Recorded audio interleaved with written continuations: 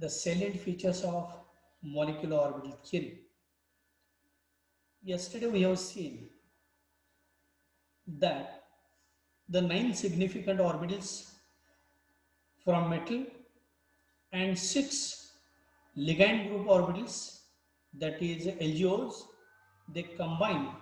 So total number of participating atomic orbitals are 15. So newly formed orbitals must be also equal in number. So we have seen that 15 newly formed orbitals are produced. How can we classify these 15 molecular orbitals? That is, amongst 15 molecular orbitals, 6 are bonding, which can form the sigma metal ligand bond between metal and ligand. 6 are antibonding, which are designated by a star sign, and 3 are non-bonding, which are essentially T2G orbitals, because T2G orbitals do not have proper symmetry orbitals to combine with LGOs. So T2G group of orbitals, that is a DXY, DYZ and DXZ. These are the 3 orbitals of metal having their lobes in between the coordinate axis. So no proper symmetry orbitals are available for the metal orbitals to combine and to form the bonds. Moreover, these are the 3 orbitals which are responsible to form pi bonds, that is sideway or parallel overlapping always give a pi type of bond. And according to molecular orbital theory, which was proposed by 3 scientists, Hunt, Mulliken and one more scientist is there. So Hunt, Mulliken and Haeckel, these are the 3 scientists. They have put forward this theory that is known as the molecular orbital theory. And according to molecular orbital theory, only sigma bonding between metal and ligand is considered. So pi type of molecular orbitals, or pi, the orbitals which are responsible to form pi bond, are excluded from the molecular system, and they remain non-bonding. For this purpose, yesterday we have seen the T2G group of orbitals, they simply transfer to the molecular system and they remain non-bonding, that is the T2GN. So the 9 significant orbitals of metal and the 6 LGOs, that is ligand group orbital, they responsible to form the metal ligand bonding between the metal and ligand. We have also seen that a group of orbitals, after combining with LGOs, so the combination of AOs of metal and the LGOs, during this combination, the 6 bonding molecular orbitals are formed. These are sigma S, sigma P and sigma D, that is 1 sigma S, 3 sigma P and 2 sigma D. So these are the bonding which are shown by only sigma sign. The 6 antibonding which are shown by a star sign, that is a sigma star S, sigma star P and sigma star D. So we have shown all these orbitals. So the 15 atomic orbitals of metal and LGOs, they give rise to new orbitals, that is 15 molecular orbitals. So based on this primary idea, we have to give the postulates for the molecular orbital theory. So by the clear understanding of how to build a blank MO diagram, we are very much easy to understand the salient features or the important points which are proposed by molecular orbital theory. According to convention, before the start of molecular orbital theory, we have to give the assumptions. But if I started the assumptions earlier than the blank MO diagram, then the postulates are very difficult to understand. Now you are very well familiar with the MO diagram. So based on this MO diagram, we are going to give certain salient features. So these salient features are, you have to write these salient features in your notebook. That will definitely helpful for you during your exam time. So these salient features that I am going to enlist here. So just look at the board this.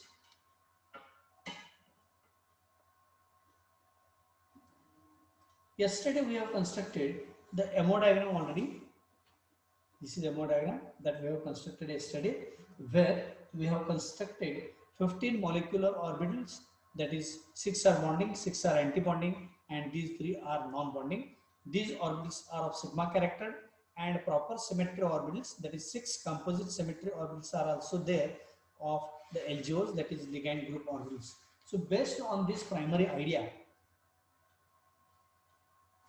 now the first postulates or salient feature of the molecular orbital theory, the salient features or the important points of molecular orbital theory. The first salient feature of molecular orbital theory is that you have to write in your notebook very briefly that first is the atomic orbitals of valence shell. The atomic orbitals of valence shell overlap to give or to form molecular orbitals. This is the first postulate or first salient feature given by molecular orbital theory, that is the atomic orbitals of valence shell of metal. Valence shell of metal, they can overlap with the LGOs so as to form the molecular orbital. How this is? We have seen yesterday while drawing the MO diagram that on two lateral sides we have shown the atomic orbitals of the metal as well as the LGOs of ligand. So the AOs of metal and LGOs, they overlap to form molecular orbital, and we have shown in the central part of the diagram the corresponding molecular orbitals. This is the first postulate, that is a salient feature. The second salient feature is that the atomic orbitals, whether it is the atomic orbitals of metal or the LGOs, these atomic orbitals lose their identity. These atomic orbitals lose their identity. These atomic orbitals lose their identity to form molecular orbitals. What is the meaning of this feature? That before the overlapping, the atomic orbitals have their individual identity, that is the 3d orbital, 4s orbital and 4p orbital, and the LGOs have their own identity.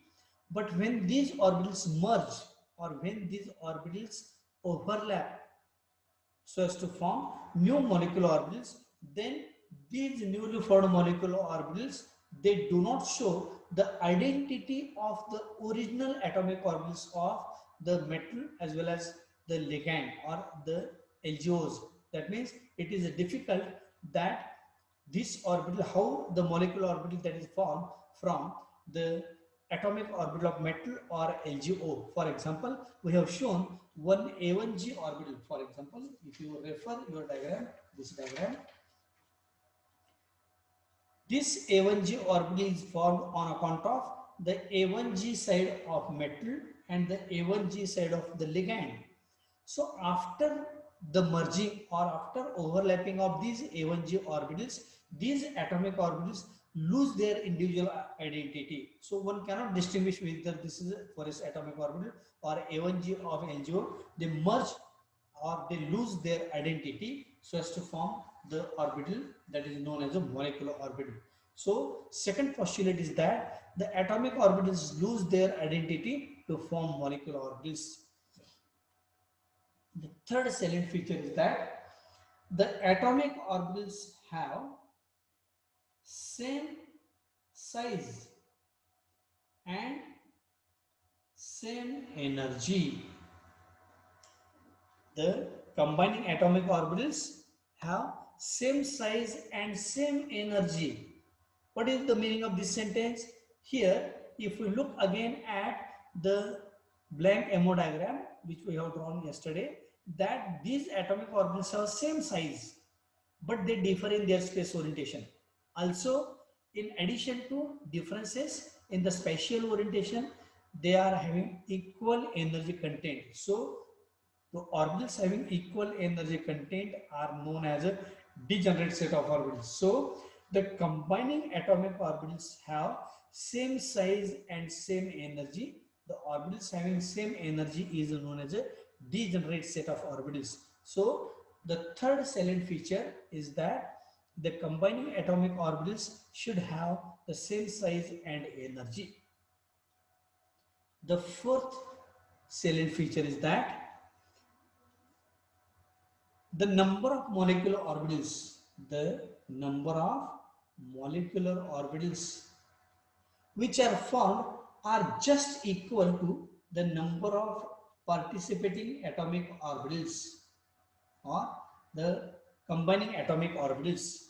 That means if yesterday we have seen that if 15 atomic orbitals are participating, uh, an equal number of newly formed orbitals known as the molecular orbitals are produced. We have seen that 15 atomic orbitals, that is 9 from metal, 6 from ligand, total number is 15, and an equivalent number of newly formed orbitals are also produced, amongst which 6 are bonding molecular orbitals, then 6 are anti-bonding molecular orbitals, and 3 are non-bonding molecular orbitals, which are known as a T2GN. So 6 bonding molecular orbitals, that is sigma S, sigma P, and sigma D. Then 6 anti-bonding, sigma star S, sigma star P, and sigma star D. So this is one orbital, these are 3 orbitals, and these are the 2 orbitals. Similarly, this is one orbital, these are the 3 orbitals, and these are the 2 orbitals. So this is how 12 bonding and anti-bonding molecular orbitals are formed, and 3 non-bonding molecular orbitals which are referred as a non-bonding T2GN. So this tallies with the exact number of atomic orbitals. So total newly formed molecular orbitals are also equal in number, that is 15.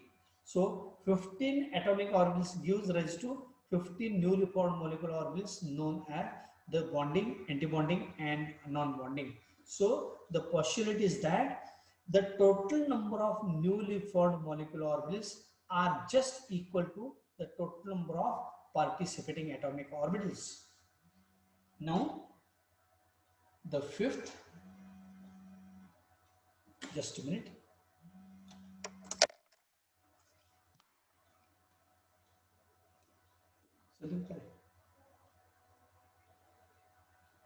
अरे काल दिले trial दिले एक 15 minute आता टीवायचा period चालू आहे 15 मिनिटांनी call करतो ना हां हां नाही ट्रायल झालेले आहे का इज ऑल राईट मी काल घेतलं हो हो सगळं सगळं सांगितलं काय प्रॉब्लेम नाही मी एक 15-20 मिनिटांनी फोन करू तुला परत 15-20 मिनिटांनी हां सांगितलं okay okay.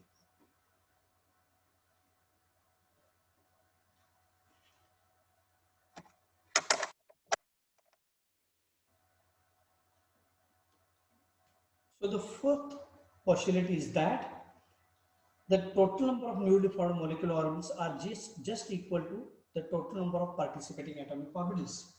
The fifth is that the molecular orbitals thus produced or the molecular orbitals thus formed are of two types. This is very important. The molecular orbitals which are formed, the newly formed molecular orbitals which are thus formed are of two types. How this is? These are the two types, first type and second type. You are very well familiar with the two types. One set of orbitals having low energy, another set of orbitals having high energy. The set of orbitals having low energy than the participating atomic orbitals, and another is having high energy than the participating atomic orbitals. We know those orbitals which are having low energy than the participating atomic orbitals are known as the bonding molecular orbitals. We know this. And those molecular orbitals which are having comparatively high energy than the participating atomic orbitals are known as anti-bonding molecular orbitals. So the molecular orbitals thus formed are of two types. One set is having low energy, another set is having high energy. The set of orbitals having low energy is known as the bonding molecular orbitals, and the orbitals having high energy are known as a anti-bonding molecular orbitals. So molecular orbitals thus formed are of two types, low energy and high energy, that is bonding and anti-bonding. The sixth postulate is that the molecular orbitals formed by head to head, or this is overlapping, is known as a coaxial type of overlap. They always again form two types of orbitals. So the molecular orbitals formed by head to head overlap or coaxial type of overlap are again two types. One set is having low energy, another set is having high energy.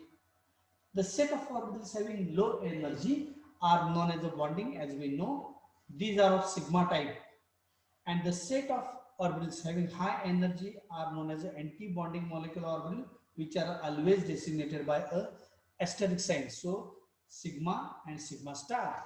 So the molecular orbitals formed on account of head-to-head or coaxial type of overlap are of again two types: a bonding orbitals, which are known as a low energy, and anti-bonding molecular orbitals, which are having high energy. So low energy bonding, these two words are very important. High energy anti-bonding, that is sigma star. So sigma for bonding and sigma star for anti-bonding. So the molecular orbitals formed on account of head-to-head or coaxial type of overlap, they always give rise to two types of molecular orbitals, bonding and anti-bonding. Bonding molecular orbitals low energy are known as a sigma type of molecular orbitals, and antibonding molecular orbitals which are having high energy are known as a sigma star molecular orbitals. So this is the sixth and the last salient feature is that the redistribution, this is very important, the redistribution of electrons, the redistribution of electrons in the various molecular orbitals, either may be bonding, non-bonding or anti-bonding. The redistribution of electrons in molecular orbitals takes place strictly according to three important principles. We know this. These three principles are: first is above principle. So while filling the electrons in various molecular orbitals, we have to follow strictly these three principles. One is a above principle, second is a Hund's rule, and third is the Pauli's exclusion principle. So by following these three rules, the occupancy of electrons in various molecular orbitals takes place. What is above principle? Low energy orbital field first. So whenever there is a situation of filling of electrons in low energy orbitals, so A1G, that is sigma s orbital, is a low energy. If you refer the diagram, so these occupancy or the occupancy of electrons in all these orbitals that takes place according to above principle, that is a low energy orbital filled first and successively higher energy orbitals are filled. So if we want to accommodate the electrons, then this electron has almost 15 different options. But if we apply above principle, then low energy orbital field first. So the electrons first of all must occupy A1G orbital and can form sigma s bond between metal and ligand. So after complete occupancy of this orbital, next choice for incoming electron will be the T1U. After T1U, those electrons will definitely enter into EG orbital. So this is low energy, high energy, high energy. In this fashion, all the electrons occupy these molecular orbital. This is known as the above principle. Now the second rule that is applied is the Hund's rule. Hund's rule means the paired electrons which are contained in a molecular orbital, those must have opposite spin. So this is having upward headed arrow, this is having downward headed arrow. So this is clockwise rotation of electron and this is anti-clockwise rotation of electron. So no two electrons have the same spin. So these electrons occupy doubly with a opposite spin. And third rule, Pauli's exclusion principle. So when a set of orbitals available, this is a set of orbitals available, then first electron occupies singly. So if we want to accommodate the electrons, the three electrons, then we have to show these electrons like this. These electrons, three electrons may not be shown as like this. First pairing and the third electron cannot be shown like this, and this orbital should not be kept vacant. So when a set of orbitals available, first electrons occupy singly and the fourth electron after complete occupancy of these three electron orbitals by single electron, now pairing starts in the first orbital of T1U. So the postulate that we have seen is that the redistribution of electrons in various molecular orbitals takes place according to above principle, Hund's rule and Pauli's exclusion principle. So the meaning of this Hund's rule, the meaning of this redistribution of electron, that you will be coming to know while we are going to study the diagram, three important diagrams of titanium and two diagrams of cobalt. So this is how these are the six different principles, seven different salient features given by molecular orbitals theory. So once again, it is showing I am running out of time. So only 10 minutes are left. I have to give some important announcements also. First salient feature is that the atomic orbitals of valence shell of metal as well as the LGOs, they overlap to form molecular orbitals. Second salient feature is that the atomic orbitals lose their identity to form molecular orbitals. Third salient feature, atomic orbitals have same size and same energy. The fourth, the number of molecular orbitals are just equal to the number of participating atomic orbitals. Then the molecular orbitals thus form are of two types, that is a bonding type and anti-bonding type, low energy bonding, high energy anti-bonding. 6. The molecular orbitals form on account of head-to-head or coaxial type of overlap are of again two types, that is sigma and sigma star.